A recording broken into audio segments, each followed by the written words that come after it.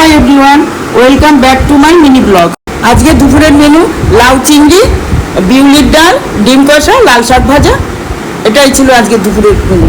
তারপরে লাঞ্চের পর আমি আর মেয়ে চলে গেছিলাম শপিং করতে।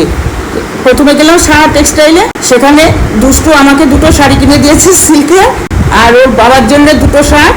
তারপর ওখান থেকে আবার আমরা স্টাইল আপে চলে গেলাম, সেখানে আবার একটা জুতো কিনে দিল। তারপর সন্ধ্যাবেলা স্ন্যাক্সে দেখো পাস্তা করেছি, সবাই মিলে পাস্তা খাচ্ছি। তারপরে যে দেখো আমরা কি কি কিনেছি একটু হল ভিডিও করেছি, তোমরা দেখে নাও। এই যে মেয়ের জন্য একটা ও বেনারসি কিনেছে, তারপর আমাকে দুটো সিল্ক শাড়ি দিয়েছে। এই যে খুব সুন্দর পড়েছে, মানে ও পছন্দ করেছে, আমিও পছন্দ করেছি, দুজন একটুখানি খুলেই দেখাচ্ছি তোমাদেরকে। তোমরা দেখতেই পাচ্ছ শাড়ি দুটো খুব সুন্দর হয়েছে।